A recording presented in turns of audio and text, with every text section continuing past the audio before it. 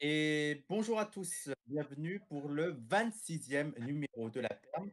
Alors dans ce 26e numéro, nous allons parler, ou plutôt décortiquer le cas Michel Onfray, qui est un peu le grand intellectuel médiatique français d'aujourd'hui. Et on va parler aussi notamment de son projet de Front Populaire, la revue qui a pour projet de rassembler tous les réactionnaires et chauvinistes de France et qui illustre parfaitement la longue dérive de Michel Onfray à l'extrême droite. Et pour ce faire, on aura le plaisir d'accueillir Ouria Boutelja, Mehdi Mefta et Julien Théry. Mais avant cela, on va débuter par une revue d'actualité. Et cette semaine, comme chroniqueur, je serai accompagné de Tariq Boifria, pardon. Salut Tariq. Salut. Et par Youssef Boussouma, qui est membre du Parti des indigènes de la République. Bonsoir Youssef. Bonsoir tout le monde. C'est un plaisir de te revoir à mes côtés, Youssef. Alors, avant de commencer l'émission, j'invite encore tous nos auditeurs à partager cette émission, à liker l'émission et la page, à s'abonner sur la page de Parole d'honneur. Et enfin, si vous le souhaitez, vous pouvez nous soutenir en faisant un don via le lien qui va s'afficher durant l'émission sur l'écran. Enfin, comme d'habitude, si on a fait la perme, c'est aussi pour vous donner la possibilité d'interagir avec les invités en posant vos questions et remarques. Donc pour ça, rien de plus simple, vous le faites dans la section commentaires du live, et vous pouvez le faire aussi durant la revue d'actualité. Et moi, j'essaierai de le faire remonter aux invités. Alors, pour commencer cette revue d'actualité, Tariq et Youssef, on va parler de 3 actualités. Et on va commencer par la polémique autour de Majid Messaouden et des listes électorales pour les élections municipales. Donc, on a appris via une lettre de Majid Messaouden adressée à Laurent Russier, qui est maire de Saint-Denis, que Majid a été sacrifié dans l'optique d'arrangements électoraux, car il était vu comme trop clivant. Qu'est-ce que vous en pensez, vous deux? On commence par toi, Tariq. Oh, si tu veux, oui, comme vous voulez. Oui, bah, écoute, j'ai bien lu ce que disait le maire de Saint-Denis, donc je reprends vite fait ses paroles. Il dit: dans une ville aussi complexe que Saint-Denis, la bonne conduite des affaires municipales ne peut se faire sereinement avec une personne habituée à créer des polémiques et de la division sur des sujets qui méritent dialogue, réflexion, rassemblement, etc. Bon, on a beaucoup de mots creux de sa part. Alors, ce qu'il lui reproche, au fond, c'est tout simplement de mettre en exergue des problématiques qui sont criantes à Saint-Denis, non seulement en France, mais criantes en Seine-Saint-Denis, notamment la question du racisme, la question des discriminations. C'est ça qui est reproché à Majid Messaouden. Donc, alors, on le taxe, on l'accuse de vouloir instrumentaliser ces questions-là, alors que non, ce qui lui est reproché, c'est vraiment d'avoir une position franche, d'avoir une position, je pense, politique sur ces questions fondamentales que sont le racisme, que sont les discriminations. Alors je pense que, la réponse du maire, donc, qui a quand même dit que c'était une condition pour l'alliance entre le PCF et la liste La France Insoumise, l'éviction de Majid Messaouden était une condition pour ce rassemblement-là. Je pense que ça dit pas mal de choses. La première, c'est qu'il y a un véritable manque de courage, d'audace pour affronter réellement, franchement et politiquement ces questions hautement politiques que sont les questions du racisme et des discriminations, notamment en Seine-Saint-Denis. Et deuxièmement, je pense que ça démontre encore une fois cette inféodation d'une gauche blanche qui se voit toujours comme républicaine, comme universaliste, et qui, lorsqu'elle reconnaît un antiracisme, c'est volontiers un antiracisme moral qui ne crée pas de division, qui ne crée pas trop de conflits, qui ne crée pas trop de dissensus, et qui, au fond, arrangerait tout le monde. Mais je pense que ça, c'est pas étonnant. Je veux dire, ça s'inscrit dans une histoire quand même très tourmentée, très compliquée entre des municipalités du Parti communiste et des jeunes des jeunes des quartiers, notamment des immigrés. Et juste, je terminerai par dire que je pense que ça met encore en exergue l'urgence de l'autonomie des luttes antiracistes, et surtout cette urgence dans l'autonomie, cette urgence dans l'organisation autonome vis-à-vis de mouvements, vis-à-vis d'organisations politiques complètement obsolètes et qui ne comprennent absolument rien à ces questions fondamentales que sont l'islamophobie et le racisme. Youssef, tu partages cet avis? Oui, tout à fait. En fait, le maire de Saint-Denis, le maire PC de Saint-Denis, a donné Majid Messaouden en pâture en pâture à sa base plus réactionnaire. Bon, dans une course électorale, il est évident qu'on doit faire la part des choses. On parle à différents fragments, segments plutôt de la population. Et une chose évidente, c'est que Majid a été jeté en pâture à cette base la plus réactionnaire. Et entre autres, parce qu'il y a le Parti socialiste qui est en lice, eh bien, c'est une façon pour le maire de Saint-Denis, en fait, eh bien, d'essayer de récolter une partie de la base réactionnaire du Parti socialiste. Alors, c'est pas étonnant que ça vise Majid Messaouden, c'était l'élu, on peut le dire, le plus intéressant, hein, à Saint-Denis, qui depuis des années et des années, comment était connu pour son ouverture à des tas de questions politiques qui d'habitude sont complètement omises, et notamment, bon, évidemment, le racisme, les questions décoloniales et autres. Et du coup, bien, en faire un bouc émissaire, en quelque sorte, en faire un bouc émissaire de tout ce qui est à rejeter, parce qu'il faut savoir que, en fait, eh bien, Majid Messaouden, comment proposait, enfin, est candidat sur une autre liste, et en fait, eh bien, le fait de s'en prendre à lui, le fait donc d'empêcher cette unité, eh bien, cela va favoriser le Parti socialiste, justement. Et la mairie de Saint-Denis risque d'être perdue actuellement, non pas par la faute de Majid Messaouden, mais par la faute du maire PC. Et le maire PC de Saint-Denis nous ramène aux épisodes les plus tristes et plus sombres de l'histoire du Parti communiste en France. Entre autres, tu connais les histoires de bulldozer de Vitry, etc. Hein, tous ces épisodes peu glorieux. Et du coup, eh bien, véritablement, la mairie de Saint-Denis risque d'être perdue aujourd'hui. Le PS risque évidemment de prendre cette mairie, et évidemment toute la responsabilité eh bien, incombe au maire de Saint-Denis. Je pense que nous prenons date par rapport à ça. Mmh. Alors, pour la deuxième actualité, je voudrais qu'on parle, c'est un peu aussi en lien, des manifestations qui ont eu lieu cette semaine. Je voulais savoir quel regard vous portez là-dessus. Est-ce qu'on a l'impression qu'il y a vraiment un engouement en ce moment contre les violences policières et pour les causes antiracistes? Qu'est-ce que vous pensez de ça? Et là, on a eu une nouvelle aujourd'hui. Il y a Castaner qui s'est exprimé en disant qu'il allait sévir sur le cas de racisme dans la police. Et il a notamment dit qu'il allait interdire la méthode dite de l'étranglement. Est-ce que, donc déjà, quel regard vous portez sur le mouvement populaire actuel? Alors, il est mondial, mais on va plutôt se concentrer sur le cas de la France, là. Et est-ce que là, l'intervention de Castaner, c'est déjà une petite victoire? Youssef? Oui, de toute façon, c'est une petite victoire. Le fait même que le politique, que l'exécutif soit mis en demeure de s'expliquer sur toutes ces questions est déjà une petite victoire. Et évidemment, cela doit encourager à poursuivre. Et il est évident que le grand rassemblement de l'autre jour devant le palais de justice eh bien, a joué un rôle, ce qui prouve bien qu'effectivement, on l'a dit, ça a été redit, mais c'est vrai, la lutte paye. Et non seulement ça, mais seule la lutte paye. Ça veut dire qu'aujourd'hui, l'exécutif est mis en demeure de s'expliquer sur des sujets que nous connaissons très bien, qui sont les sujets des violences policières, du racisme au sein de la police, mais d'une façon générale, du racisme structurel qui effectivement sévit dans ce pays, mais pas uniquement dans ce pays. C'est donc pas un hasard si la lame de fond la lame de fond qui a été produite par l'affaire George Floyd et les 8 minutes d'agonie de pauvre George Floyd, eh bien, une chose est certaine, c'est que ces 8 minutes d'agonie remettent en cause des dizaines et des dizaines d'années d'un racisme aux États-Unis. Hein, on a appris que la ville de Minneapolis refusait désormais de coopérer avec la police de la ville et allait démanteler cette police pour en reconstituer une nouvelle. C'est absolument énorme. Et donc, évidemment, en France, cet événement disons, a aussi passionné aussi, que tout le monde se sent concerné et tout le monde veut agir.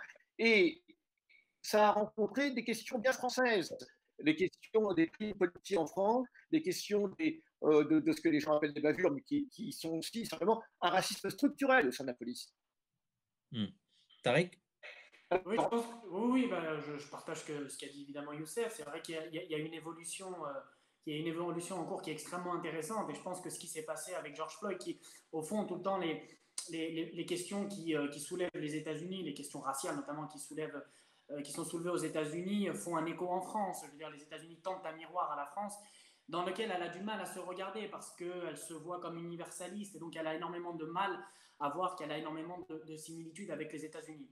Mais ce genre d'événement-là, oui, marque véritablement une rupture. Et on voit comment aussi au sein des médias, les choses ont évolué. Alors, avant, on parlait, par exemple, soit il y avait. Alors, je ne dis pas que ça n'existe, enfin, que ça a disparu, bien au contraire, mais on voit quand même une évolution. Avant, il y avait un déni total en disant que, par exemple, les violences policières ou le racisme n'existaient pas, ou bien il y avait cette fameuse idée selon laquelle c'était des cas isolés, c'était quelque chose de complètement isolé. Aujourd'hui, ces manifestations-là, le fait d'avoir pris la parole, et je veux dire, c'est depuis des années, hein, ça ne date pas de la manifestation de la semaine dernière, c'est des années, c'est des décennies de lutte antiraciste, de lutte contre les violences policières, des marches pour la dignité, qui ont imposé un agenda, qui ont imposé un vocabulaire qui aujourd'hui euh, qui est aujourd'hui un vocabulaire que les médias doivent prendre en compte. Ça ne veut pas dire qu'ils l'adoptent, mais en tout cas, ils sont obligés de prendre en compte. Le fait de parler à la télévision de racisme systémique, le simple fait de poser la question, c'est une victoire idéologique. Et Mélenchon qui parle de racisé. Mélenchon qui parle de racisé aussi. Voilà, Mélenchon qui parle de racisé, je vais y revenir 2 secondes, mais le fait je veux dire, le langage,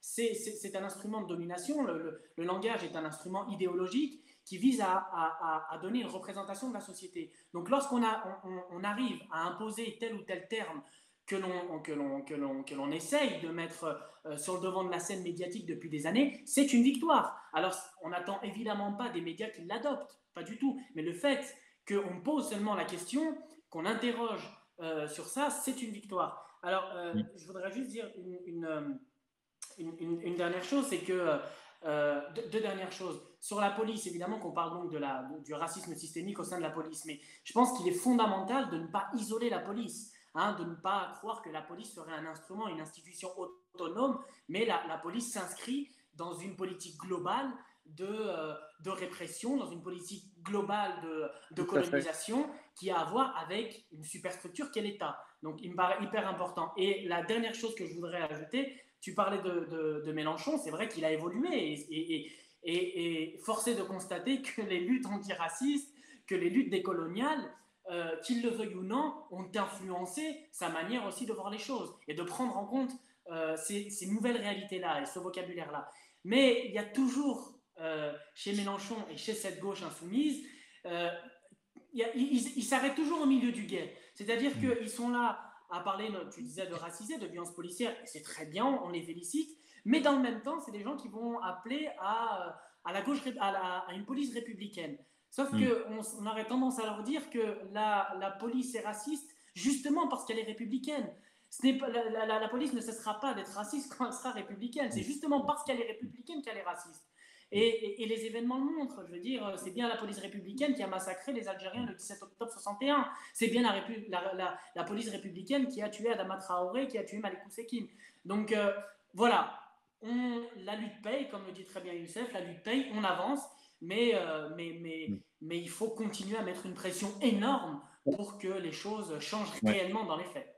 Oui, Mélenchon qui est face à deux contradictions. Les contradictions sur lui-même, entre son universalisme et sa volonté d'attirer les quartiers populaires, mais aussi une contradiction au sein de la France insoumise, entre ceux que les médias vont appeler les islamo-gauchistes et ceux un peu plus chauvins, qui sont très souverainistes et très républicains et nationalistes. Youssef, tu voulais ajouter un dernier point sur cette actualité? Très court. Est-ce que tu peux essayer de parler en reculant un peu, parce qu'il y a quelques problèmes avec ton son. Vas-y. Là, c'est bon? Ouais. Est-ce que ça va là? Bon, il faut préciser également le fait que Castaner, aujourd'hui, dans sa conférence de presse, eh bien, est annoncé que la clé d'étranglement ne serait plus enseignée. Bon, évidemment, malheureusement, il y a d'autres moyens de coercition dont la police dispose. Mais ce simple fait-là, c'est quand même aussi une petite victoire. C'était une revendication pendant des années du MIB, le mouvement de migration et des banlieues, hein, d'interdire évidemment cette clé d'étranglement. Alors, évidemment, reste à voir dans les faits comment ça va se passer, mais ça aussi, c'est une petite victoire. Alors, c'est important de le dire. J'aimerais juste, sur ce point des manifestations, évoquer ce qui s'est passé en Angleterre. Alors, on a vu ces nombres de chocs qui étaient absolument mondiaux aujourd'hui concernant l'affaire George Floyd. Mais ce n'est plus l'affaire George Floyd maintenant, c'est l'affaire de la police et au-delà du racisme structurel, parce qu'il est évident qu'on ne va pas s'arrêter uniquement, et Tarek l'a très bien dit, la police a beaucoup de pouvoir, mais elle a le pouvoir que le politique veut bien lui donner. Alors l'idée selon laquelle la police agirait de son simple fait, c'est absolument faux. Et d'ailleurs, c'est bien le politique qui aujourd'hui intervient et est obligé de monter au créneau. Alors ce que je veux dire, c'est qu'un exemple qui nous est donné par l'Angleterre, en Angleterre ou dans la ville de Bristol, eh bien, les manifestations ont été effectivement extrêmement importantes, comme partout. Et à Bristol, eh bien, qu'ont fait les manifestants? Ils ont déboulonné la statue d'Edward Colston, qui est un fameux esclavagiste du XVIIe siècle, et ils ont balancé la statue dans le port, dans l'eau. Et donc, du coup, c'est un bon exemple. On voit bien que cette onde de choc ne va pas s'arrêter là, et c'est vraiment une remise en cause de tout ce passé esclavagiste, colonial, qui aujourd'hui s'offre à nous. Et d'ailleurs, je ne sais pas, normalement, on doit avoir diffusé l'image. On a cette superbe image avec de la statue et un noir qui lui met le genou sur le cou, comme ce qu'a été assassiné. C'est une très belle image d'un noir, le genou sur le cou de cet esclavagiste. Alors, pour terminer, la revue d'actualité, j'aimerais qu'on parle, alors d'une façon très synthétique, très courte, je sais que c'est très difficile, j'aimerais qu'on parle du projet d'annexion de la Cisjordanie, projet présenté par Netanyahou lui-même. Youssef, est-ce que tu peux nous faire un point, toujours en reculant un peu de ton PC, s'il te plaît? Alors, le point, oui, bon, on le connaît, Netanyahou avait déjà annoncé qu'il entendait annexer toute une partie de la Cisjordanie, et particulièrement la vallée du Jourdain, annexer ça à l'État d'Israël, les grands blocs de colonies et la vallée du Jourdain. Et donc, on a appris il y a quelques jours que l'annonce sera faite officiellement le 1er juillet. Donc, 1er juillet, c'est le moment où Netanyahou va annoncer, ça veut dire que ça va se faire du jour au lendemain, mais va annoncer l'annexion de la plus grande partie, d'environ 30% de la Cisjordanie. Alors c'est quelque chose évidemment de terrible, les Palestiniens se préparent à cela, ça veut d'abord dire que l'autorité palestinienne, on ne voit plus tellement comment elle va fonctionner par la suite. Certains s'attendent même certains demandent à ce que l'autorité palestinienne démissionne carrément, hein, et abandonne cette fiction de pouvoir qu'on lui a donnée. Et en tout cas, eh bien, nous, en tant que PIR et d'autres organisations, eh bien, avons décidé en France de relancer la mobilisation par rapport à cela, et des réunions sont déjà prévues. Et en tout cas, eh bien, on entend même un ancien dirigeant du Shin Bet, les services secrets israéliens, il dirait qu'il faudrait même réoccuper Gaza. Donc on ne sait pas évidemment où tout cela va nous mener, mais actuellement, eh bien, nous demandons à tout le monde de se tenir prêt, mobilisé, puisque nous entendons eh bien, apporter une réponse au niveau français à cette annonce.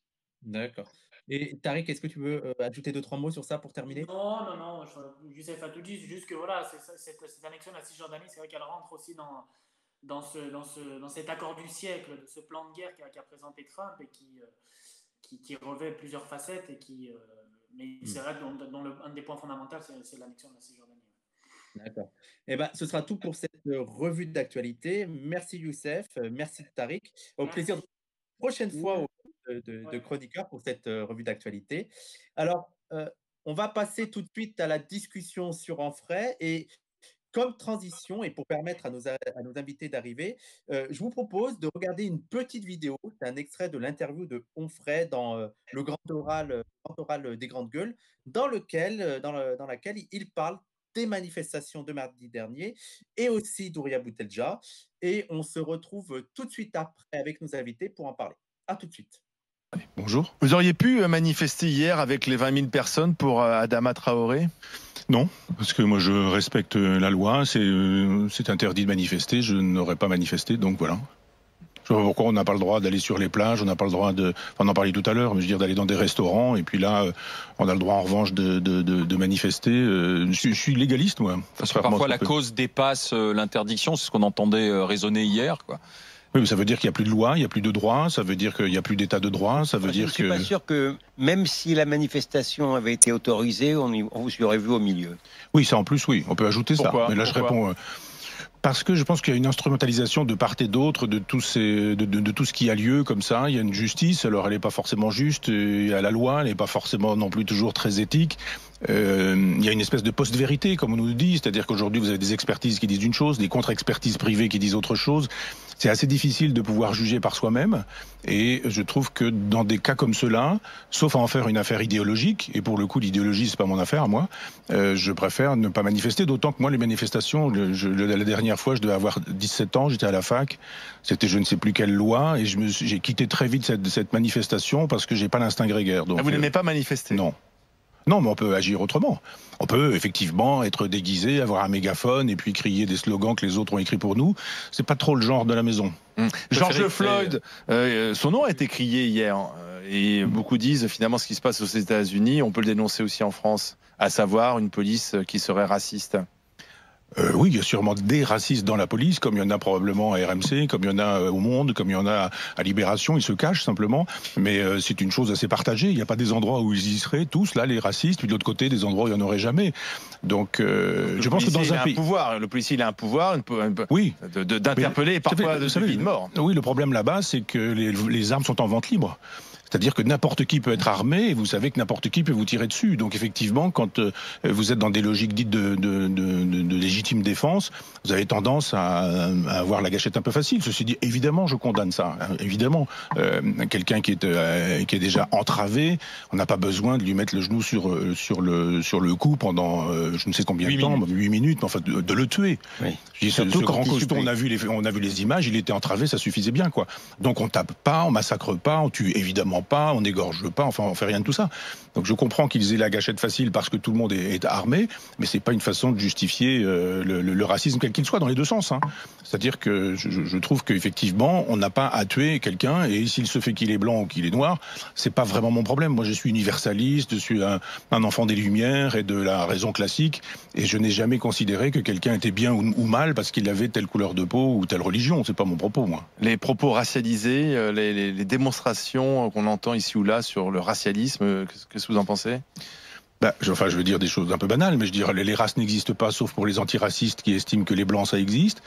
Et que les blancs sont coupables de tout. Je viens de lire Ouria Boutelja que je n'avais pas lu et j'étais assez sidéré de voir que quand on met des majuscules à blanc, à juif, à noir, on estime que les blancs sont de toute façon coupables depuis toujours et tout le temps.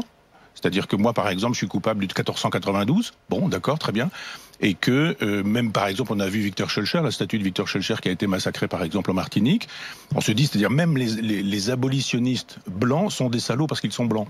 Et par exemple, elle dit fusiller Sartre. Elle explique que les gens qui portent les valises du FLN étaient des gens qui se donnaient bonne conscience et que de toute façon, quoi que fasse un blanc, c'est pas bien parce qu'il est blanc, même quand il fait des choses qui pourraient paraître intéressantes, genre lutter contre l'abolitionnisme, et que quoi que fasse un blanc, mais que quoi que fasse un noir, même s'il fait quelque chose de pas bien, eh bien c'est toujours bien. On nous explique par exemple que quand des arabo-musulmans, je reprends son expression, violent 500 femmes à Hambourg, par exemple, ou à Cologne le 31 décembre, eh bien on explique que le coupable c'est le blanc, puisque c'est le mâle dominant blanc du patriarcat qui a supprimé la dignité de ce peuple-là, qui essaie de recouvrer sa dignité, en se retrouvant dans la peau d'un violeur, mais finalement le coupable c'est le blanc du patriarcat. C'est-à-dire, on rêve ou quoi?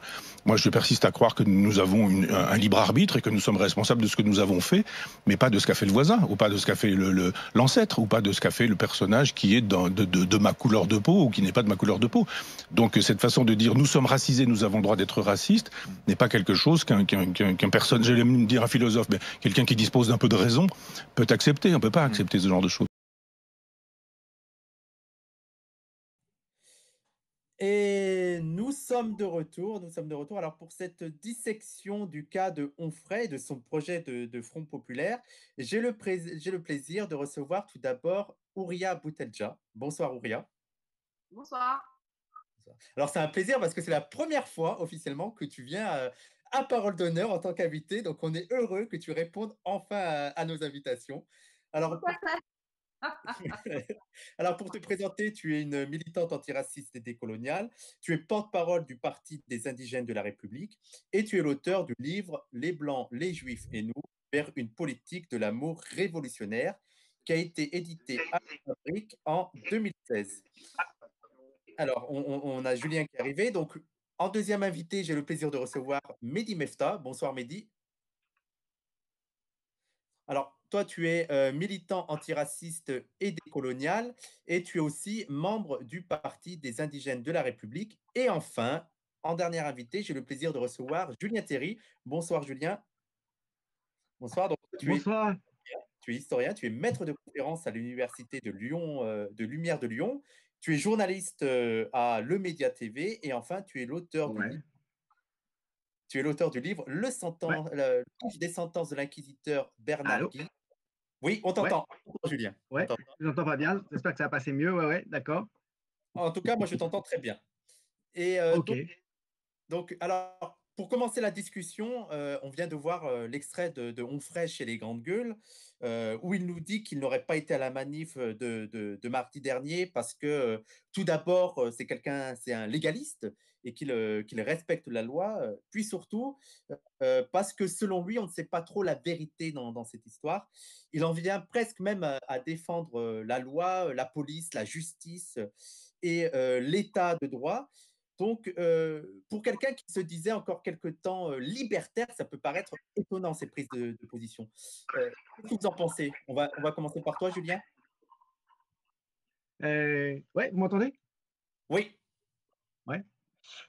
Oui, c'est un passage qui est quand même assez surréaliste et qui est d'une tartufferie extraordinaire.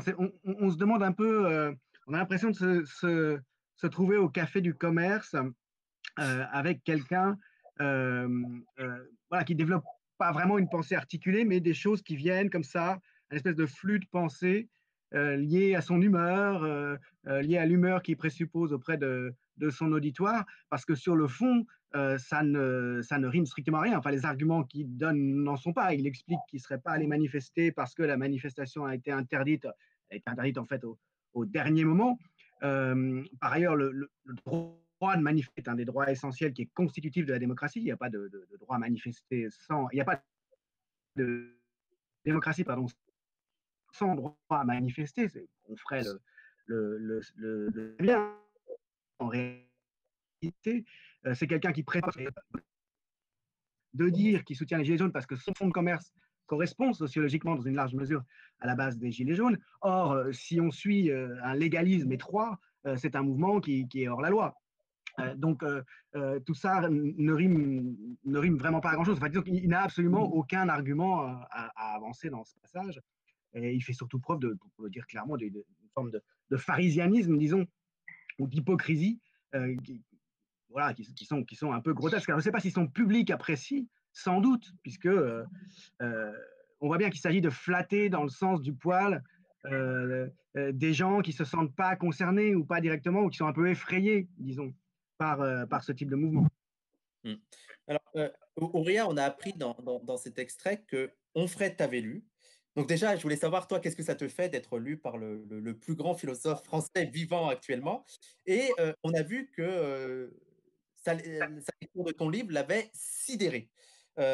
Donc, je voulais savoir si tu pouvais revenir sur ça. Et aussi, il avait affirmé que tu disais, dans l'affaire de Cologne, que les arabo-musulmans ont violé des femmes parce qu'ils se sentaient, grosso modo, castrés par le patriarcat blanc.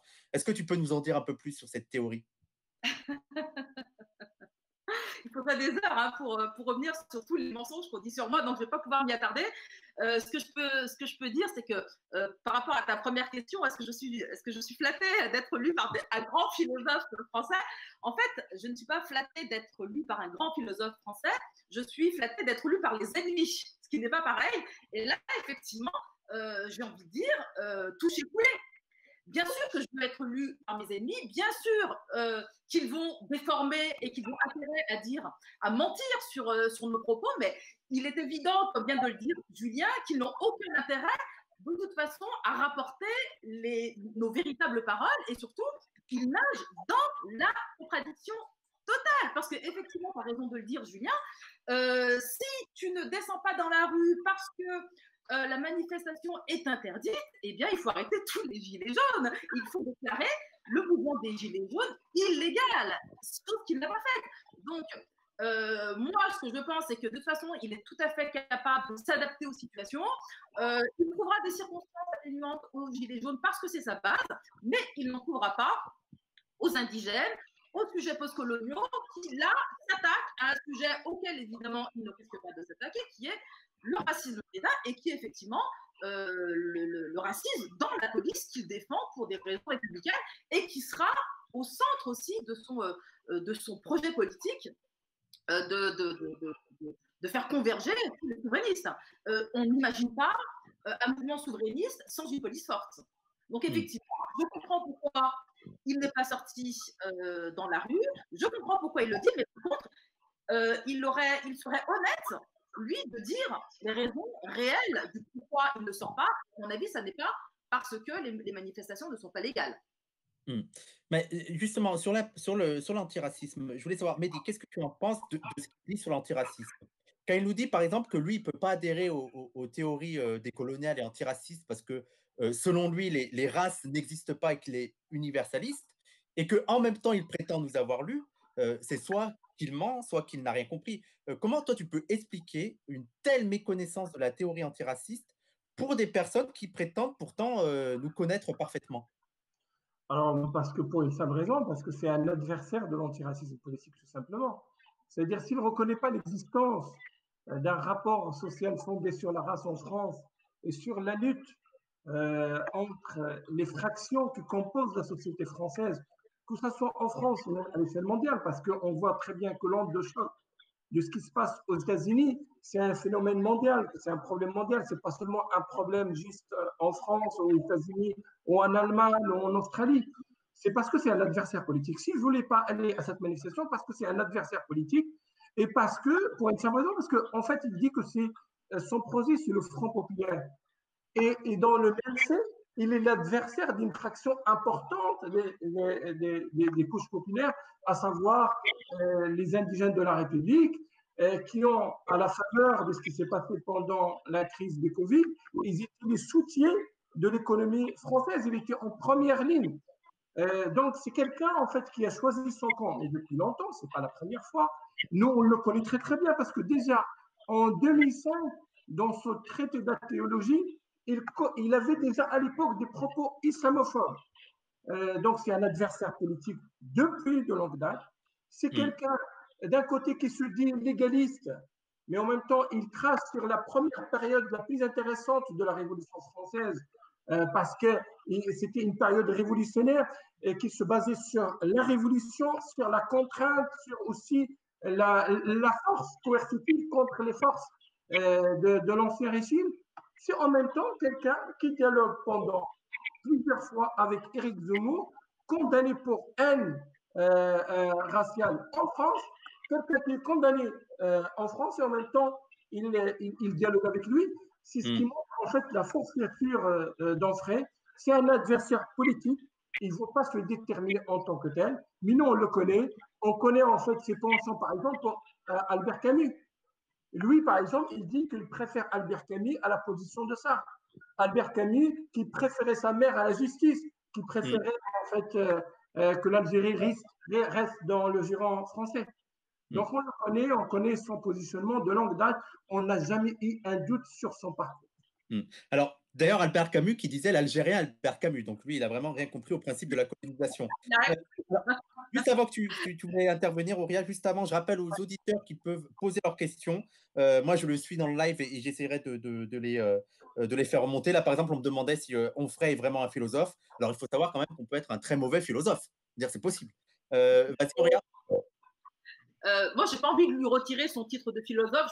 Je m'en fous complètement qu'il soit bon ou mauvais philosophe. Moi, ce qui m'intéresse, c'est ce qu'il est politiquement. Est-ce que c'est un allié? Est-ce que c'est un adversaire? C'est un adversaire. Pour moi, il pourrait être un très bon philosophe qui n'en serait pas moins adversaire. Je vais juste revenir sur, évidemment, ces mensonges, mais juste pour expliciter, parce que c'est tellement flagrant, c'est tellement malhonnête que j'ai quand même besoin juste de dire, de revenir sur ce qu'il a dit dans le passage qui a été diffusé, notamment sur les catégories qu'on utilise, qui sont les catégories de blancs, de juifs, même de musulmans, d'arabes, peu importe. J'ai clairement dit dans le livre qu'il feint d'avoir lu, qu'il a mal lu, ou qu'il veut lire malhonnêtement, j'ai dit que ce sont des catégories qui sont des produits de l'histoire. Donc, qui dit ce sont des produits d'histoire dit qu'elles n'ont rien d'essentiel et que la génétique n'a rien à voir avec mon propos et qu'il est essentiellement politique. Blanc, c'est un produit de l'histoire, la blancité, c'est un produit de l'histoire, et le fait d'être noir, arabe, musulman, peu importe, tout ça, ce sont des produits de l'histoire au même titre que ouvrier, par exemple. Voilà, il n'y a rien qui est inscrit dans la nature, et c'est mon propos. Donc c'est bien, on parle de processus, on parle de production d'histoire, et on n'a rien à voir, mais strictement rien à voir avec un quelconque postulat d'extrême droite. Et je pense que lui, il a plus de chances d'arriver là, il a plus de chances d'essentialiser avec le parcours qui est le tien ses identités que nous, bien entendu. Bah justement, pour fermer la parenthèse sur cette intervention chez les Grandes Gueules, là, je voulais m'adresser plus particulièrement à Julien. Julien, Onfray dit que quand il lit Ouria, il a l'impression qu'elle dit que les Blancs sont coupables depuis 1492. Toi, est-ce que tu te sens coupable depuis 1492? Pas du tout, non, je ne me sens coupable de rien et en rien. En revanche, je ne me sens pas solidaire de ce que je reconnais être, et notamment grâce à la lecture que j'ai faite d'Ouria, la domination blanche. Ouais, j'en suis pas solidaire. Je me sens engagé par l'histoire dans cette domination, puisqu'il se trouve que je suis blanc. Mais je ne me sens pas solidaire politiquement de cette domination-là, comme je ne me sens pas solidaire d'ailleurs de la domination de classe. C'est la raison pour laquelle je suis là avec vous maintenant et pour laquelle Ouria, toi, Wissam, vous êtes des amis. Et qu'Onfray, de son côté, très clairement, soit donc, du côté de la domination blanche et que son évolution récente le démontre de manière éclatante, que son projet de Front populaire, qu'il aurait mieux fait d'appeler Front national d'ailleurs, puisque l'appellation est libre, ça aurait été plus honnête que le beau mot de Front populaire, hein, qui va braconner, mais enfin bon, comme le Front national va braconner Jaurès et le mettre sur ses affiches.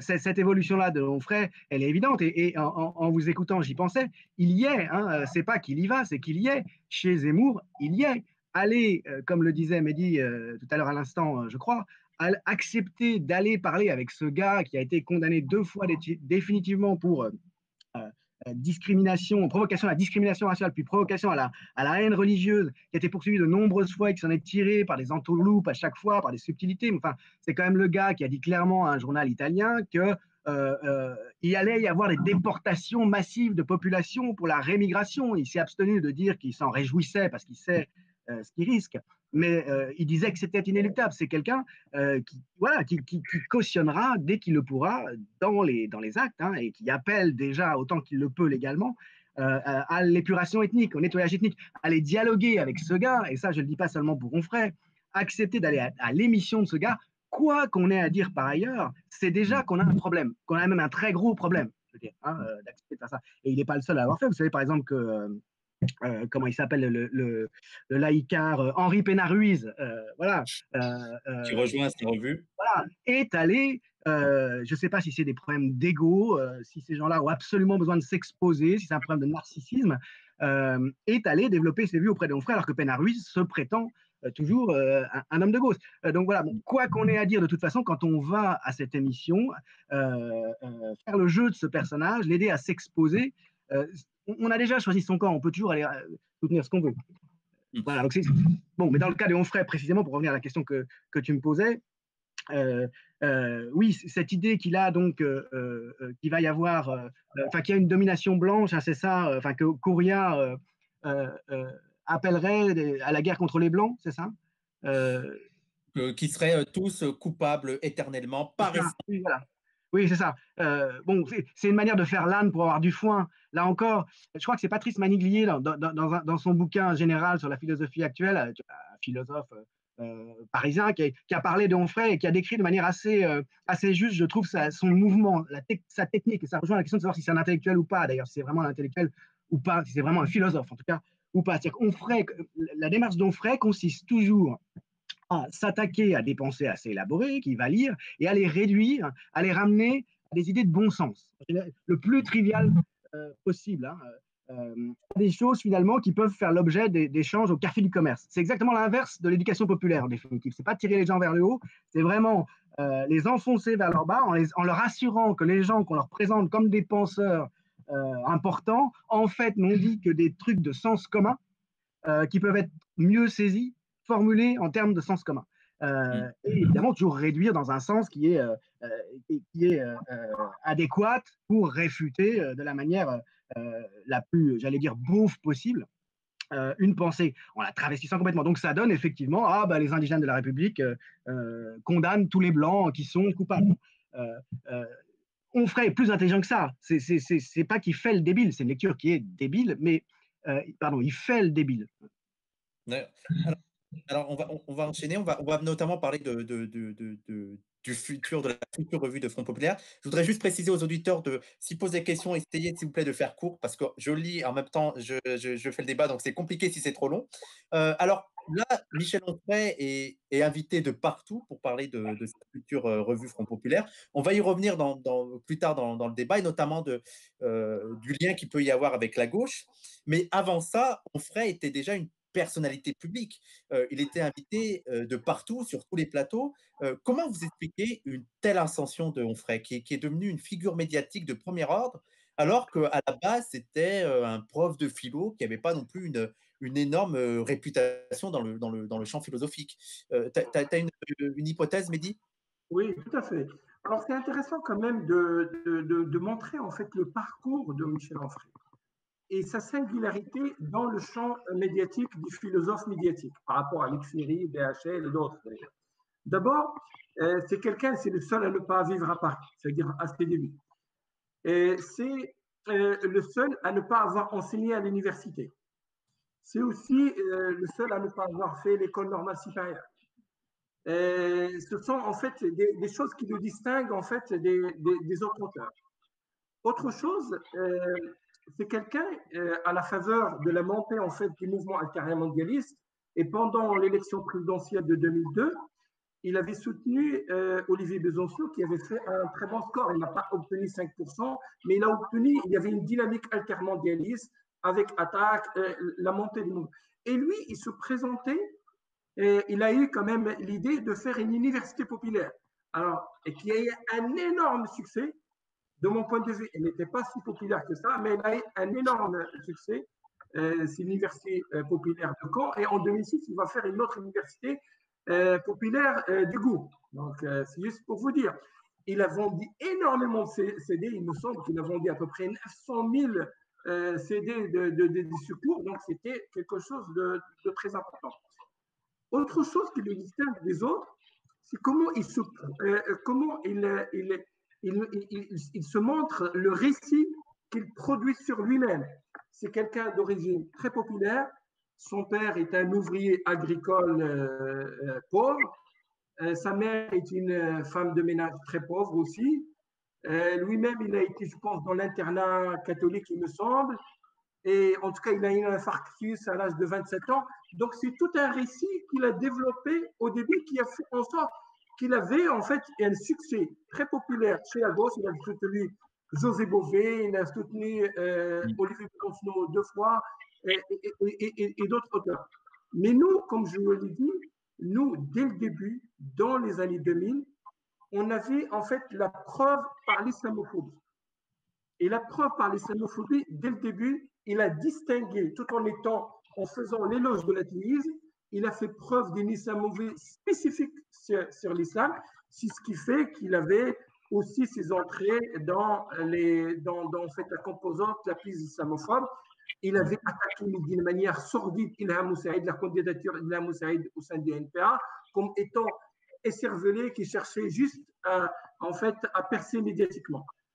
Et ça, on était, je le dis et je le répète, on était très rare à avoir identifié le phénomène Onfray.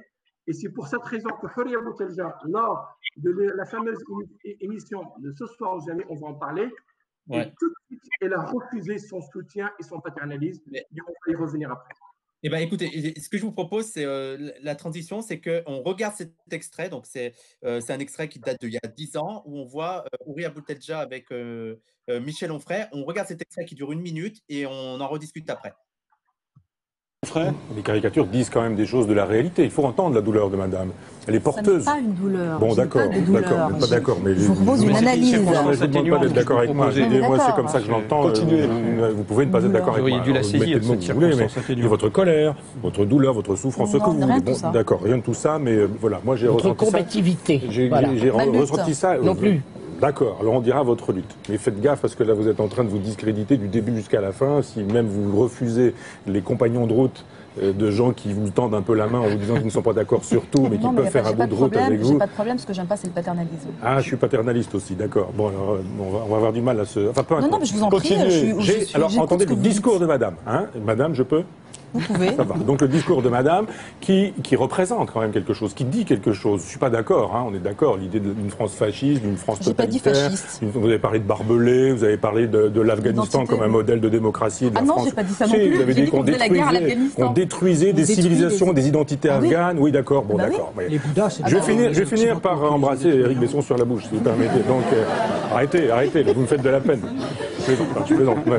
Donc il y a deux conceptions. C'est une métaphore. Oui, on est d'accord. J'y étais sensible. Bon. Alors là, on a vu l'extrait de l'émission où tu étais avec Onfray, Horia. Alors déjà, j'ai plusieurs questions que je vais te poser d'un coup comme ça. La première, c'est quoi ton problème avec le paternalisme? Est-ce que tu as toujours ce problème avec le paternalisme? La deuxième, c'est est-ce que ça a été difficile de dire non à un compagnon de route comme Michel Onfray? Et surtout, la vraie question, c'est pourquoi? Est-ce que tu sentais déjà que vous ne pourriez pas être dans le même camp ou c'est plutôt le ton qu'il a pris durant cette émission? Alors d'abord, il faut revenir sur la composition de l'émission. Évidemment, ça remonte, mais je m'en souviens parfaitement. Et je me souviens surtout que les équipes de TDI avaient créé le plateau de telle manière à ce que Besson, qui était à l'époque le ministre de l'Identité nationale, eh bien, ait des adversaires. Et donc, en fait, TDI avait conçu le plateau avec moi et Onfray comme alliés face et contre Besson. et j'ai cassé cette proposition tellement vertueuse parce que, comme l'a dit Mahdi à juste titre, nous on connaissait Onfray, on savait qu'il était islamophobe et on savait aussi que c'était un sioniste. Et donc, pour nous qui étions déjà extrêmement sensibilisés à ces questions-là, il était hors de question de penser comme ça d'emblée que je serais l'allié de ce personnage. Et en fait, l'intérêt de cette séquence, c'est qu'elle a révélé au grand jour, effectivement, qu'on avait raison, puisque à peine avais-je ouvert la bouche pour déjà critiquer et mettre le doigt sur le racisme d'État déjà à l'époque, eh bien, on m'a fait, Michel Onfray a immédiatement réagi en faisant cette espèce d'alliance symbolique avec Besson en lui disant « je vais vous embrasser sur la bouche ». Parce que là, évidemment, l'alliance avec moi était immédiatement rompue et là, quelque part, il a montré où allait sa nature. Parce que face à l'indigène, quoi qu'il en soit, c'est-à-dire face à l'élément racial qui structure la société et qui se politise, eh bien, là, il dit vous ne m'emmènerez pas sur votre terrain. Moi, mon terrain, c'est Besson. Et aujourd'hui, il ne fait que confirmer, effectivement, qu'il est dans l'identité nationale. Il est dans l'identité nationale. Et nous, effectivement, on l'a su, on le savait, hein, on n'a rien appris du tout pendant cette émission. Mais c'est vrai qu'il faut préciser que j'ai dû affronter, après cette émission, une totale incompréhension venant des milieux indigènes. Tout le monde nous a dit « mais pourquoi tu n'as pas été avec lui ? Pourquoi tu n'as pas été sympa avec lui ?» Pourquoi 10 ans après, vous le savez. Et ce qui est intéressant aussi dans l'émission, c'est que c'est pas dans l'extrait qu'on a montré. D'ailleurs, sur l'idée de l'identité nationale, on va voir un autre extrait où on va pouvoir voir la preuve du changement de Onfray. Donc, dans cette émission, il y a Éric Besson qui, avant, demande à Auria si elle déteste la France. Donc, Mehdi, je voulais te poser la question, est-ce que le pire déteste la France?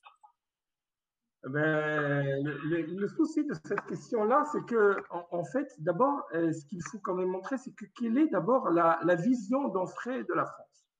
Et elle ressemble un petit peu à celle de Max Gallo, que c'est aussi un phénomène qu'on a analysé. Je renvoie en fait à un texte remarquable de Sadr Khiyari, fier de ne pas être Max Gallo sur cette question-là. Il ressemble beaucoup, il reprend à peu près les mêmes poncifs sur la repentance, sur la demande de pardon de la France, etc. La culpabilité. Si en fait, pour nous, la France, il n'y a pas une France d'avant la France. Il n'y a que la France historique. Et la France historique, qui s'est cristallisée notamment dans la Troisième République, celle qui a créé les Français et les étrangers, celle qui a détruit le plurilinguisme en France, le multiculturalisme, c'est elle aussi qui va faire œuvre de colonialisme, d'esclavagisme. Et c'est cette France-là qui nous pose de nous un problème. Donc, il n'y a pas une France mythique, il n'y a pas une âme de la France, parce que accepter cela, c'est dire plus ou moins que nous sommes plus ou moins des ennemis doublement.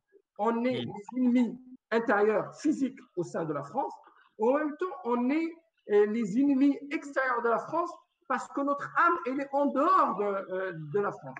Donc, face à cette vision mythique, raciste, coloniale, qui ne veut absolument pas couper, critiquer le passé présent de la France, nous, en fait, on est pour une France multiculturelle, on est une France qui est contre l'esclavagisme, on est aussi pour avoir le droit de changer la France, y compris dans sa structure, dans ses fondements. On n'est pas là juste pour se prosterner devant la France. C'est quelque chose que lui-même, il n'accepterait pas. Donc, s'il y a une injonction de cette manière, c'est une injonction à ce qu'on accepte notre infériorité, à ce qu'on accepte notre statut d'indigène. Et c'est d'où notre refus de répondre à ce genre de questions, qui sont des questions, ce sont des injonctions, en fait, à ce qu'on reste à notre place. Oui, souvent quand on nous dit, quand on a des projets de changement, quand on nous dit si vous n'êtes pas content, vous n'avez qu'à partir, c'est bien une preuve qu'on n'est pas assez intégré pour que les gens considèrent qu'on puisse changer les choses à l'intérieur de ce pays. Alors, Auria, tu es très discipliné, tu as mis que tu voulais parler, vas-y. Non, mais c'était juste parce que moi, j'accepte de répondre indirectement à cette question. Est-ce que vous aimez la France? Nous, on a toujours répondu, on a toujours renvoyé la question à la France. Mais est-ce que la France nous aime? C'est ça, véritablement, la question. Et c'est sûrement la question que posent tous les manifestants aujourd'hui. Tous ceux qui manifestent devant le tribunal, qui ont manifesté mardi pour le point d'Assa Traoré, ils ne disent que ça. Mais l'injustice qu'on vit, le racisme qu'on vit, les discriminations qu'on vit, la relégation sociale qu'on vit, c'est une preuve de désamour de la France pour nous. Et en fait, ce qu'on exige, pour reprendre par l'expression d'un rappeur que je trouve intéressante, excusez-moi, je niquerai la France jusqu'à ce qu'elle m'aime. Mais en fait, c'est ça le fond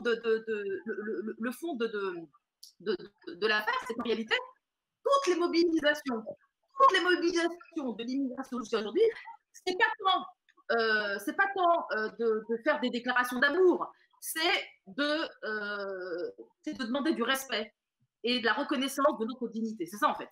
Et effectivement, si dans le cadre institutionnel de la République française, telle qu'elle est aujourd'hui, et non pas la République mythique, mais la République réelle, si dans ce cadre-là, notre dignité n'est pas respectée, eh bien, nous avons le droit d'exprimer notre désir de changement et notre désir de transformer la norme et de participer à la production de la norme.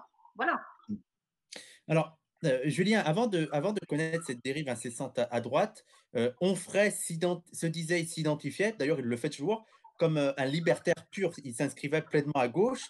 Et d'ailleurs, beaucoup de médias de gauche et libertaires l'invitaient dans leur émission, dans des émissions de radio libertaires et tout, donc on pouvait le voir. Toi, comment t'expliques une telle dérive?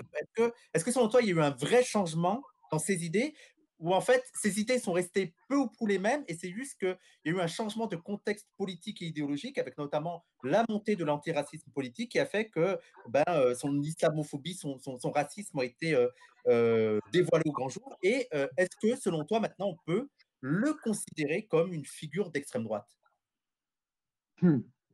Alors ça, tu sais, ça renvoie plus largement, si on veut être strict avec les catégories, malheureusement, aujourd'hui, non seulement Michel Onfray est effectivement a au moins un pied dans l'extrême droite, mais il est bien loin d'être le seul, hein.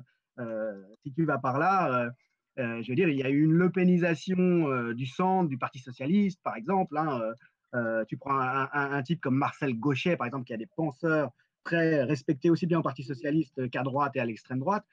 C'est des gens voilà, qui ont participé au processus général d'extrême droitisation de la vie politique française. Et c'est comme ça d'ailleurs que LFI, avec des propositions qui sont quand même plutôt à droite de ce que Mitterrand proposait en 1981, se trouve rejeté à l'extrême gauche. Donc voilà, il y a ce problème de contexte général. Onfray lui-même, bien sûr, a évolué, hein. Même si on pourrait penser qu'il était déterminé à évoluer comme ça et qu'au fond, ce n'est pas un vrai changement, il a seulement suivi le cours de ce qui devait lui arriver, déterminé qu'il était d'une certaine manière. Il y a d'abord cet itinéraire extrêmement commun qui consiste à être, disons, d'humeur protestataire, contestataire, comme il a été lui avec son libertarisme quand on est jeune, quand on n'a pas de position sociale arrêtée, quand on n'a pas encore conquis, dans son cas, complètement un large public médiatique en particulier. Et puis, au fil du temps, une fois qu'on est installé, bien sûr, on devient plus conservateur. Enfin, c'est vieux comme le monde, hein. C'est un retournement très classique dans une existence. Il y a des contre-exemples, mais ils sont quand même plutôt rares. Et lui suit ce chemin-là, il n'y a pas de doute. Effectivement, il y a encore une vingtaine, 20-25 ans, enfin au début, même après quelques années encore, Onfray soutenait quelqu'un comme Bourdieu, hein.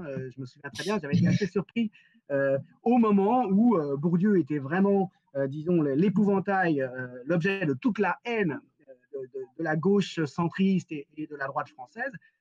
Onfray était monté au créneau pour défendre Bourdieu en parlant en faisant un éloge du génie colérique, etc.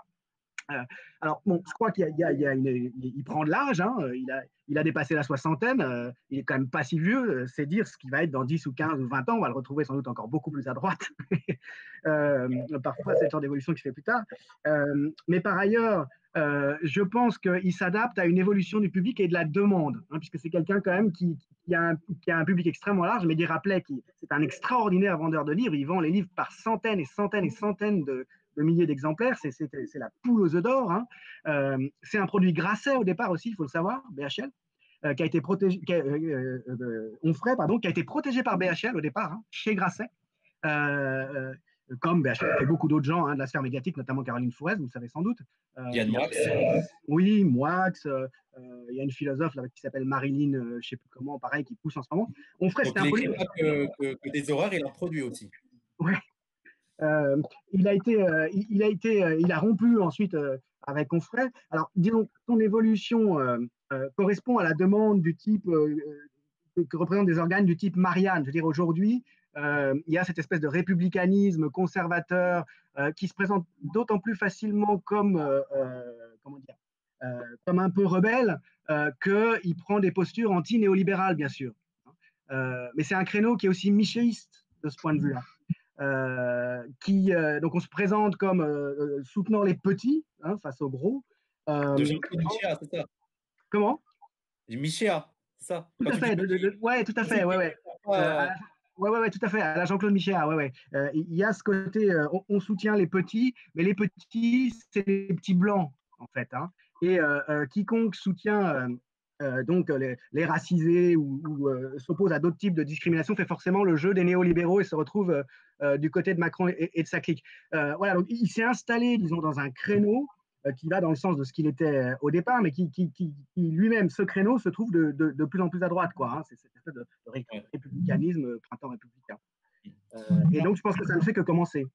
Mais alors là, on va parler un peu plus de son projet de revue de Front Populaire. Est-ce qu'il n'y a pas un véritable risque que cette revue soit un vrai succès? D'autant plus qu'il n'a pas sa volonté d'avoir du poids sur le jeu politique et même d'être force d'opposition. Donc, est-ce qu'il ne risque pas de réussir son projet, c'est-à-dire de fédérer tous les souverainistes chauvins et réactionnaires de France?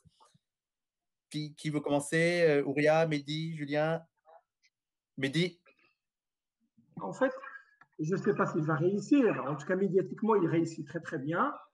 Et il n'est pas tout seul parce qu'il y a des gens aussi autour de lui. Moi, je pense qu'il faut aussi s'intéresser aussi bien à Onfray qu'à une autre figure qui est très importante dans le projet, Stéphane Simon.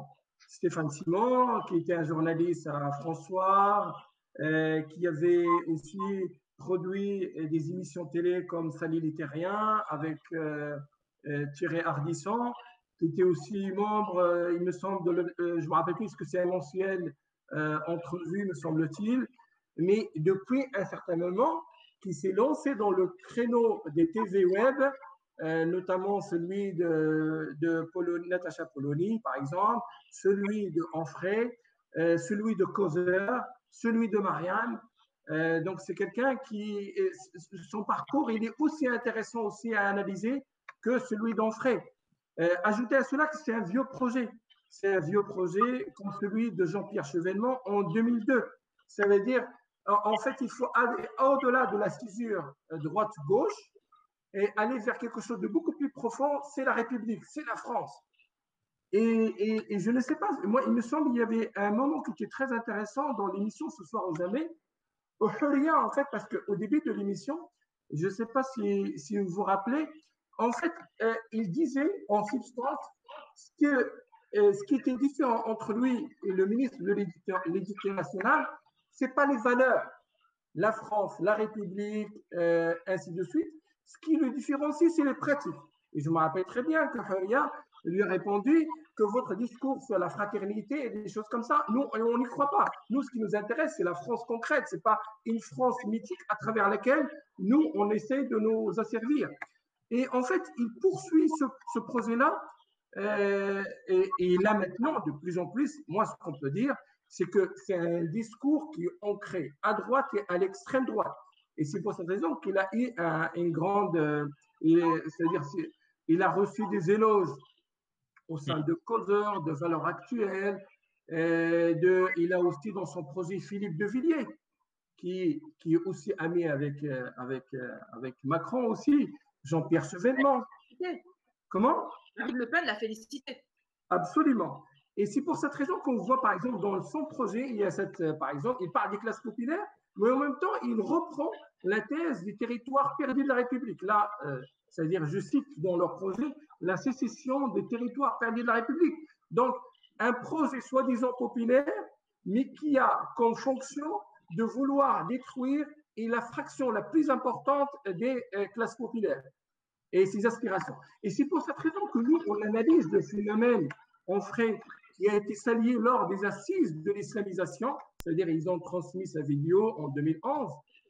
Nous, on l'avait fait à l'époque avec d'autres militants, on a fait une manifestation devant ce meeting-là.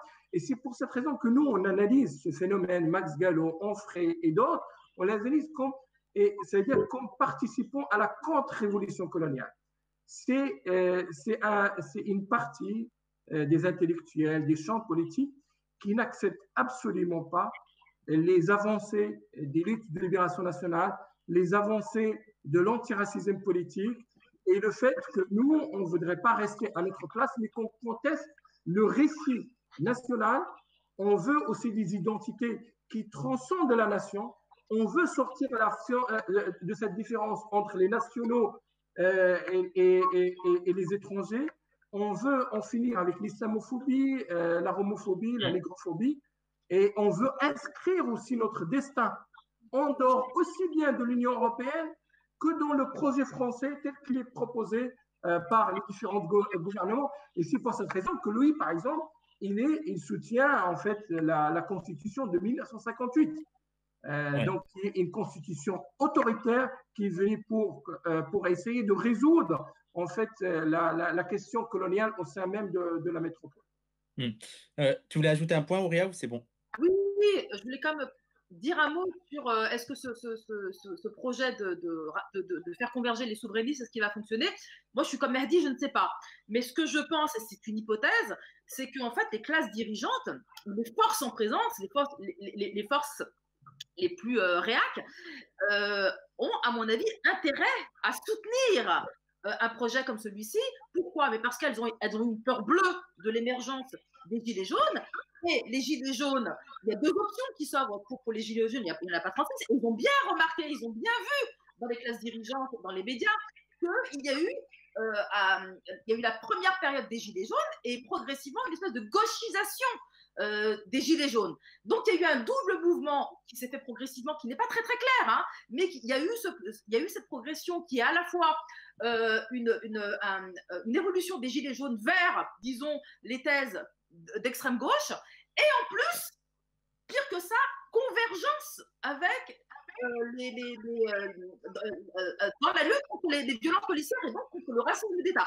Donc en fait, parce qu'il y a cette possibilité de mouvement vers et la décolonialité et l'extrême gauche, le projet de Michel Onfray vient à pic pour freiner ce mouvement, et il se trouve que les gilets jaunes n'étant pas clairs et les gilets jaunes étant précisément composés des fameux petits blancs qui peuvent aller tant vers l'extrême gauche que vers l'extrême droite, et bien évidemment, il y a ici une carte à jouer pour freiner et empêcher à la fois empêcher tout simplement un projet révolutionnaire.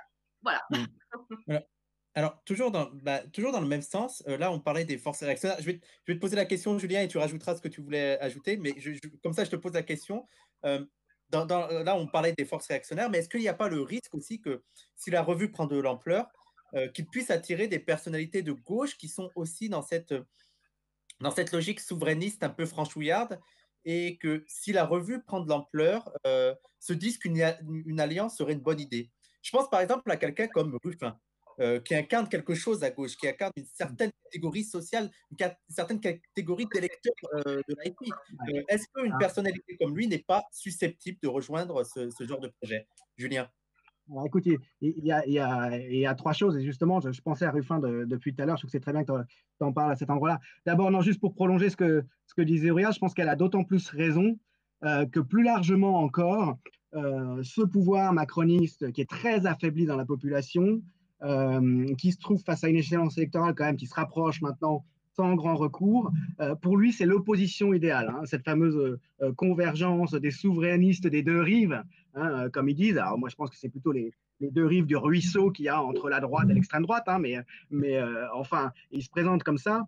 C'est des gens qui sont en réalité absolument inoffensifs pour la conversion néolibérale de la société que les Macron et les autres veulent absolument imposer. Ils contestent les valeurs libérales, sociétales, et ils font semblant de contester le néolibéralisme dans sa structure, mais ils sont absolument inoffensifs. Donc c'est vraiment le type d'opposition dans lequel le pouvoir voudrait absolument voir les oppositions s'engouffrer, parce qu'on sait très bien qu'à la tête de ces oppositions-là, il y aura des gens qui seront au fond toujours dociles. Alors maintenant, tu dis, est-ce qu'on risque de voir des gens de gauche, un peu franchouillards, aller s'agréger à ce monde-là? Moi, j'ai envie de te dire, c'est presque le bon aspect de l'initiative d'Onfray, c'est qu'on va pouvoir se compter, ça va être un moment de vérité, ça sera un bon signe. Tu vois, les gens qui vont aller de ce côté-là, il y a déjà quelqu'un comme Kuzmanovic, si j'ai bien compris, que personnellement, pour lequel je n'ai pas spécialement de sympathie, mais je ne pensais pas qu'il irait jusque-là. L'ambiguïté du projet lui permet d'aller jusque-là. Des gens donc, qui sont issus au départ de LFI, donc quand même encore qui sont très très minoritaires pour l'instant dans le projet, mais qui effectivement s'agrègent. J'allais dire, ça va nous permettre de faire le tri. Et je pense que Mélenchon, donc vous avez parlé de l'évolution tout à l'heure, dans la première partie de l'émission, qu'on est arrivé même à parler de racisé aujourd'hui, ce qui est quand même un pas absolument énorme, a très bien compris. Enfin, il n'ira pas lui, en tout cas, dans ce sens-là, il a très bien compris. Il l'avait compris en virant déjà Kuzmanovic et quelques autres il y a un certain nombre de mois, que c'était pas par là, disons, que la France insoumise allait pouvoir rester à gauche, allait pouvoir incarner quelque chose à gauche. Ta troisième suggestion sur laquelle je reviens très rapidement, Ruffin, c'est un très bon exemple, je trouve. C'est quelqu'un qui représente les petits blancs, qui a un vécu avec les petits blancs, qui a énormément de mal, vous le savez bien, à intégrer sérieusement la question des racisés, qui lui n'en est pas encore, contrairement à Mélenchon, à admettre le terme de racisé dans son vocabulaire. Je ne sais pas si vous l'avez entendu l'autre jour, c'était extrêmement drôle parce qu'il voulait dire, il n'arrivait pas à trouver de formulation pour dire que la police, effectivement, il ne peut pas le nier, parce qu'il est quand même pas malhonnête à ce moment-là, il ne peut pas nier le fait que la police s'en prend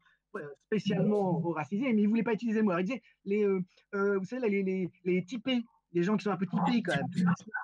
Que de pudeur, que de pudeur. Ce qui est à mourir de rire, parce que finalement, il n'y a pas plus ethnocentrique que ce type d'expression. C'est-à-dire que les seuls qui ne sont pas typés, c'est les blancs, quoi. Je veux dire, c'est extraordinaire. Et il disait, non mais vous voyez quoi, les blancs, les noirs et les arabes, quoi. Bon, alors je trouve que Ruffin, c'est exactement le type de personnage autour duquel, qui est crucial, disons. On va voir comment il évolue lui, comment il va faire pour continuer à ignorer, comme il l'a fait jusque-là, en essayant de rester un petit peu de bonne foi et sans se droitiser, la question du racisme en la désignant par son nom et du pouvoir blanc en le désignant par son nom. Il a été obligé de dire dans cette interview, d'ailleurs, ils ne sont pas blancs, je crois. Hein, voilà, il se retrouvait quand même obligé à ça. Moi, je ne crois pas, personnellement, je suis peut-être optimiste, je pense que quelqu'un comme Ruffin, au moment du choix, restera du bon côté. Je suis peut-être trop optimiste, peut-être que derrière lui, autour de lui, ça ne sera pas toujours le cas. Mais en tout cas, ça va être un bon critère, disons, que l'existence de ce mouvement-là, s'il prend son essor, parce que après, je sais pas dans quelle mesure il va réussir vraiment. Il n'y a quand même pas grand-chose de nouveau dans ce qu'il propose. Hein. Il y a déjà eu le printemps républicain. Alors là, ils vont peut-être se donner une coloration plus sociale, hein, plus souverainiste. Ils sont moins centrés sur l'islamophobie au départ, sans doute. Je suis pas sûr que ça donne grand-chose, hein, quand même. Ouais. Mais justement, alors. Est-ce que l'islamophobie, il y a un point qui pourrait les unifier un peu tout le monde. Il y a notamment la question de l'islamophobie, qui est un peu un point commun à tous les collaborateurs de cette revue, et plus largement le racisme. Est-ce que ça peut être un élément fédérateur pour beaucoup de partis et beaucoup de Français?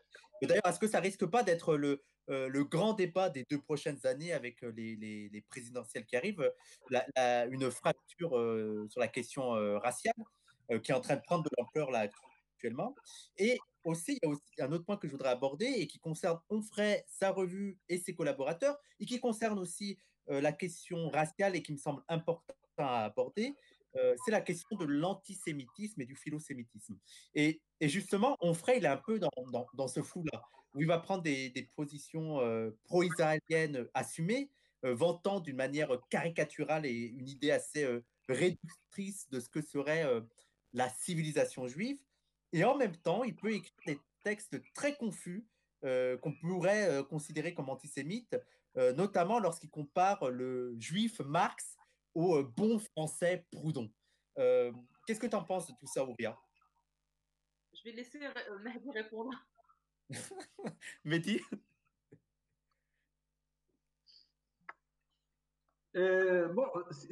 Sur la Palestine, Israël, de toute façon, il faut regarder un peu ce qu'il a fait récemment, en fait.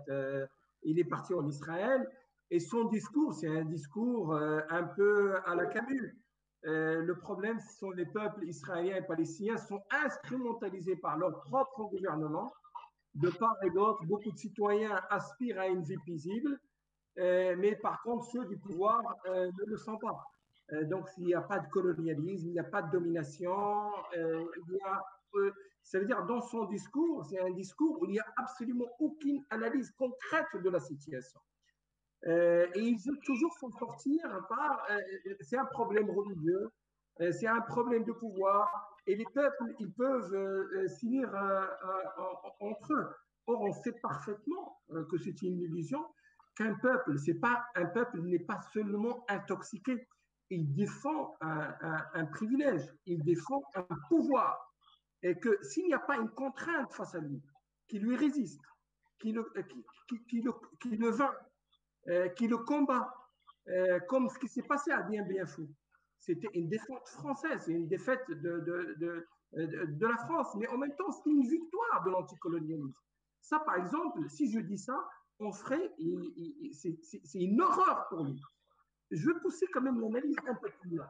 Et moi, je pense qu'on ne peut pas s'en sortir avec ce genre de phénomènes parce que c'est des phénomènes réguliers dans l'échiquier politique et intellectuel français. Si on fait l'économie de la critique des valeurs de la France, l'égalité, la République, le souverainisme, c'est-à-dire la critique de la mondialisation telle qu'elle est véhiculée. Et par exemple, le projet de Mélenchon, il est prisonnier de ce genre de valeurs.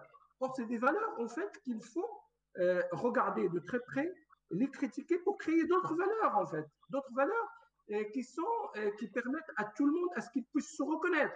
Et notamment les fractions qui subissent le racisme, le colonialisme, parce que ça, c'est la majorité du monde, c'est-à-dire le tiers-monde, le sud global. Parce que c'est ça l'avenir du monde. L'avenir du monde, ce n'est pas Onfray et des vieux comme Jean-Pierre Chevènement, Philippe de Villiers, autres. C'est des gens qui regardent trop derrière eux. Ils sont nostalgiques d'une domination française qui est percutée partout par cette avancée irrésistible en fait de ces forces, que ce soit du tiers-monde, des autres forces qui émergent dans le monde. En fait, moi je le dis, je le répète, on ne peut pas faire l'économie d'une critique des valeurs véhiculée par ce courant qui est un courant sur la question de valeurs majoritaire. On ne peut pas s'en sortir par dire qu'il y a les valeurs d'un côté et les pratiques de l'autre. Il faut juste faire des réformes de la police pour s'en sortir. Il faut aller beaucoup plus loin. Et c'est pour cette raison que le camp antiracisme, l'antiracisme politique, il est la force de l'avenir. Il est la force de l'avenir parce qu'il a fait, dès le début, il n'a pas cherché la mystification. Il n'a pas cherché à faire de la rhétorique. Il n'a pas cherché à faire juste de l'illusion. Il voulait prendre les choses à bras-le-corps. C'était très dur, c'était très difficile. Nous en avons payé un prix énorme par notre, en fait, par toute une volonté de nous invisibiliser, etc. Mais malgré tout, ce travail-là est nécessaire parce que c'est celui qui permet de bousculer l'offre politique et l'ordre politique dominant. Alors, l'heure coule là, donc on va devoir accélérer un peu. Et je vous propose, pour terminer un peu le débat, on va écouter un dernier extrait et on va en discuter après entre nous. Un dernier extrait, c'est un débat, c'est le débat qui a eu lieu il y a quelques semaines, 2 semaines peut-être, entre Onfray et Zemmour. On écoute cet extrait et on revient en discuter pour finir l'émission. À tout de suite. Qu'est-ce qui fait l'essence même de la France? Parce que vous, tous les deux, vous avez une idéologie, une vision pour la France. Qu'est-ce qui fait l'essence de la France? Est-ce que c'est un État, une culture, une religion, une histoire, une langue, un territoire, une philosophie, des valeurs? Ah mais c'est tout ça. Je ne vois pas pourquoi je choisirais. C'est une façon d'être, de faire, de parler, de penser. C'est une littérature. Il y a même une grande tradition dans cette littérature. Prenez Montaigne, par exemple, cette espèce de liberté d'esprit, cette espèce d'intelligence, d'amour du monde sous toutes ses formes. Vous ajoutez Descartes. Le cartésianisme, c'est pas rien. C'est pas étonnant que les indigènes de la République détestent Descartes en disant qu'il est l'inventeur de la férocité blanche. Alors là, je m'adresse tout d'abord à Ouria et à Mehdi. Et comme a dit Christine Kelly, on va essayer de prendre de la hauteur. Est-ce que vous pouvez nous expliquer cette haine contre Descartes et la rationalité? Nous,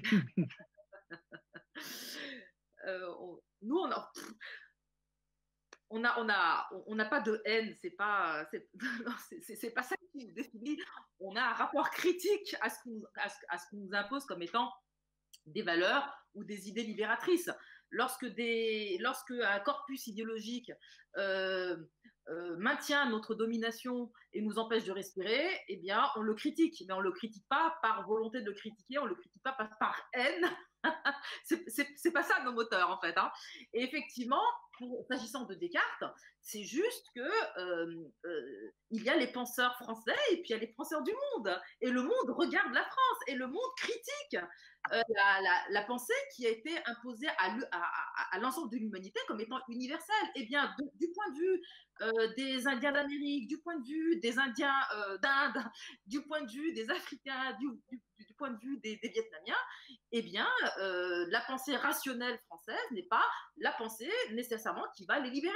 Et donc, il y a de plus en plus, et depuis l'ère anticoloniale, il y a toujours eu, de la part de ceux qui ont lutté contre ce fameux universalisme français, il y a eu des critiques radicales de la pensée française qui s'impose à la terre entière.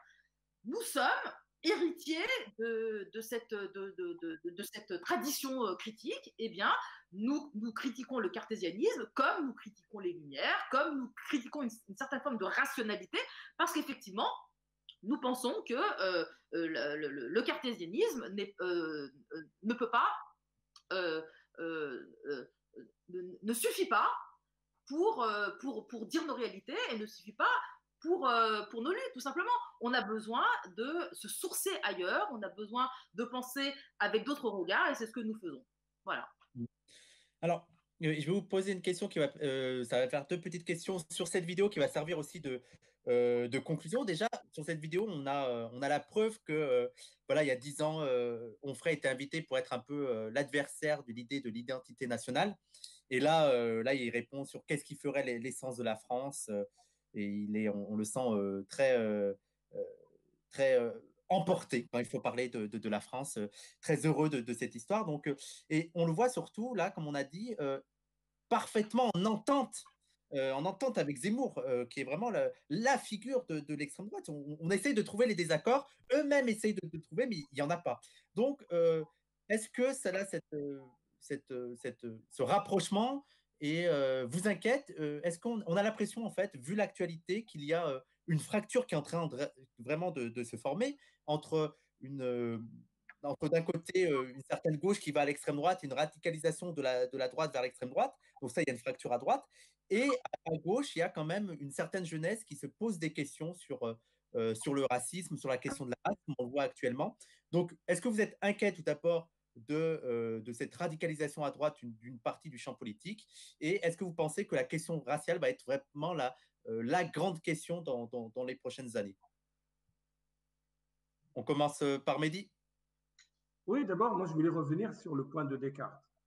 Je défie Onfray de trouver une référence ou une critique des livres de Descartes, Méditation métaphysique, dans les œuvres des pires. Il y a, c'est-à-dire un livre philosophique, le seul livre philosophique d'un des intellectuels organiques des pires, à savoir Norman Naggeri, qui a parlé de la dignité de la mort, qui est une critique féroce de la philosophie européenne. Il n'y a aucune mention de Descartes. Donc, nous, à la rigueur, dans certains de nos articles ou aux propos, on a fait référence à cette idée que l'idée de Descartes a été précédée par la conquête. Avant de penser, il y avait la conquête. On a repris un peu une certaine idée de l'Amérique latine.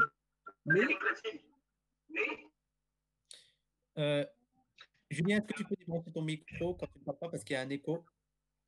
J'ai été déconnecté là, je viens de revenir. Pardon. Ouais. Mais je débranche, ouais, ok. Vas-y, Mehdi, fini. Oui, donc du coup, mais sinon, la critique de la lumière, la critique des valeurs, la critique de toute cette pensée, nous, on la conteste, mais on n'a jamais fait de Descartes et de l'analyse de son œuvre comme l'alpha ou l'oméga de notre pensée. Mais ça renvoie en fait à quelqu'un, d'un auteur prolifique qui écrit 3 livres quasiment en moyenne par an et qui n'est absolument pas rigoureux du tout. C'est-à-dire, il fait des bavardages, il parle tout le temps. En fait, maintenant, en plus, il a les moyens parce qu'avec tous les livres qu'il arrive à vendre, il n'a plus besoin de travailler, tout simplement. Donc, il fait le bavardage, il n'est pas rigoureux et donc, du coup, il fait des accusations à l'emporte-pièce. Donc, ça, c'est pour la première question. Maintenant, sur la question, est-ce qu'on est inquiet? Mais qui ne peut pas être inquiet? Être en France et être indigène de la République, on vit avec l'inquiétude. C'est-à-dire, quand on rencontre la police, on est inquiet. Quand on va au consulat français pour obtenir un visa ou quoi que ce soit, on est inquiet. Quand on est à la douane, on est inquiet. Pour aller, par exemple, déposer une demande de logement ou pour faire une visite, on est inquiet. C'est-à-dire, cette inquiétude, c'est une inquiétude existentielle. Et c'est l'essence même du racisme systémique que nous vivons et de la colonialité du pouvoir. Donc, l'inquiétude est là. Mais, Dieu merci, on est combatif et on est vraiment heureux de cette séquence historique que nous vivons, qui fait en sorte que tous les pouvoirs, ils ont tout fait pour que la question raciale soit mise de côté. On parle juste de la question sociale, mais absolument pas de la question raciale, qui est pour nous aussi une question sociale, c'est-à-dire on ne fait pas cette différence entre les deux. Et elle revient au galop parce que c'est une question fondamentale auquel il faut trouver une réponse systémique, que ce soit à l'échelle nationale ou à l'échelle mondiale. Et c'est en cela que notre puissance d'agir ici en France, elle est le résultat de notre combat à nous ici en France depuis de longues années, un combat très difficile contre des forces hégémoniques très très dures, mais c'est aussi le résultat de la résistance des peuples du Sud, que ce soit ceux le Sud qui habitent le Nord, ou soit le Sud qui est dans le Sud, tout simplement. Julien, ta conclusion et on finira par Ouria. Oui, bon, ce que raconte Onfray sur Descartes, sur la façon dont la pensée indigéniste ou tous ceux qui mettent en avant la réalité du racisme structurel s'en prendraient à Descartes, c'est absolument pas sérieux, comme le disait très bien Mehdi, c'est du bavardage. Onfray est quelqu'un qui n'est pas un philosophe sérieux, qui n'est pas tenu pour un philosophe sérieux d'ailleurs par les philosophes qui ont une œuvre. C'est quelqu'un qui écrit absolument tout ce qui lui passe par la tête. Hein. Il a plus d'une centaine de livres derrière lui. Sans parler des articles, c'est dire à quel point il est sérieux. En revanche, ce qui est inquiétant, moi aussi, je suis très inquiet, c'est la manière dont la notion d'universalisme est manipulée, utilisée par ces pharisiens, hein, par ce que cette culture de l'universalisme, cette fausse culture des Lumières, je dirais, produit de pire, c'est-à-dire des gens qui se sentent dans leurs droits et qui, au nom d'un idéal qui n'a absolument aucune réalité tangible, hein, à savoir l'égalité générale des hommes et des femmes, eh bien, dénient des évidences matérielles qu'ils ont devant les yeux, et notamment le fait que, en France, des pans entiers de la population ne sont pas traités comme les autres, sont contrôlés plus ou moins tous les jours, doivent partir plus tôt au travail parce qu'ils savent qu'une fois en moyenne par semaine, ils vont être emmerdés, tutoyés, éventuellement molestés. Bon, ce racisme objectif, hein, qui est là sous leurs yeux, grâce à cette idée d'universalisme, non seulement ils peuvent ne pas le voir, mais ils peuvent dénier à ceux qui le subissent le droit de réagir. Hein. Ça, c'est absolument angoissant, et on voit bien la puissance en France de ce type de vue, hein, disons, de ce type d'idéalisme, cette puissance d'idéologie au sens où ça occulte le réel, et ça en arrive finalement à se rendre solidaire de gens comme Zemmour, à aller chez lui, et finalement on en arrive à fusionner politiquement avec ces gens-là.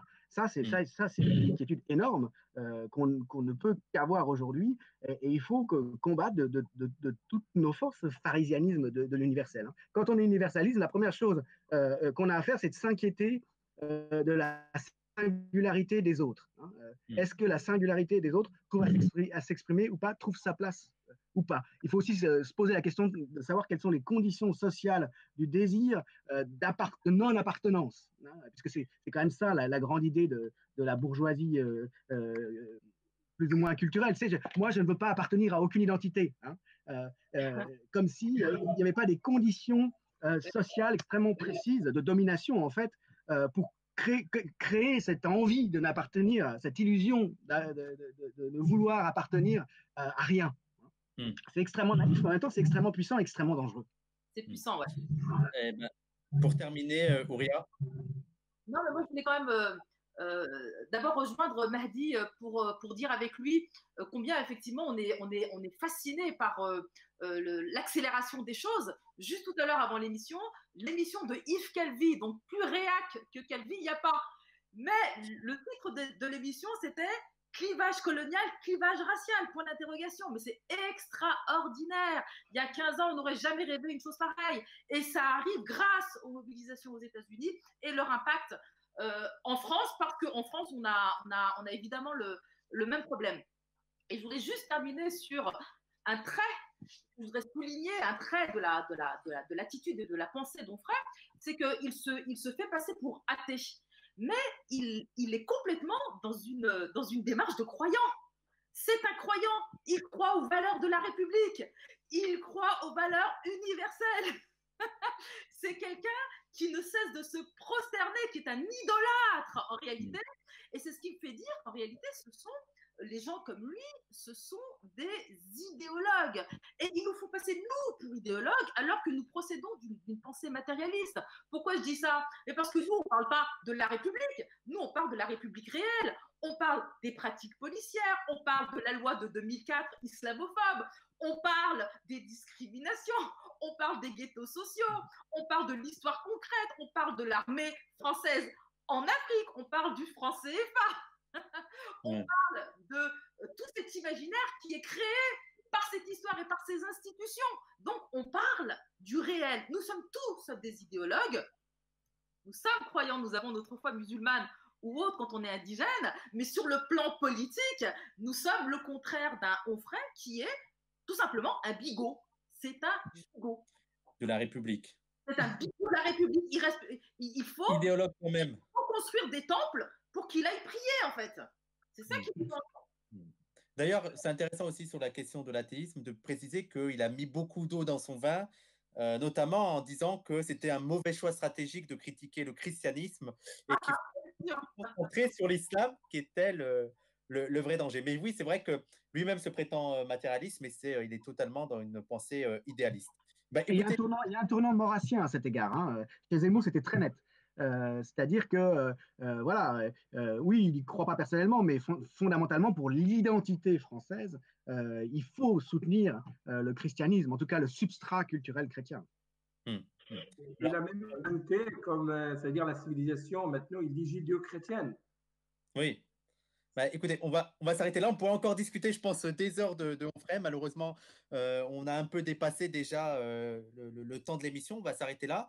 Merci Julien, merci Auria, merci Mehdi. Je tenais à préciser, si jamais Onfray nous écoute et qu'il voulait un droit de réponse, qu'il nous contacte et on peut s'arranger pour créer une discussion entre lui et nous. Donc Michel, on est ouvert à la discussion. J'y crois pas. De Descartes. Alors, on va s'arrêter là. Juste avant de nous quitter, je rappelle aux auditeurs déjà de continuer à partager l'émission, à la liker, à s'abonner sur la page de Parole d'Honneur. Et enfin, si vous le souhaitez, vous pouvez nous faire des dons via le lien qui doit s'afficher à l'écran, vous rappelant qu'on est tous des bénévoles à Parole d'Honneur et qu'on ne marche et qu'on ne fonctionne que grâce à vos dons. Encore merci à vous trois. Il ne me reste plus qu'à vous dire bonne soirée. Salut. Salut.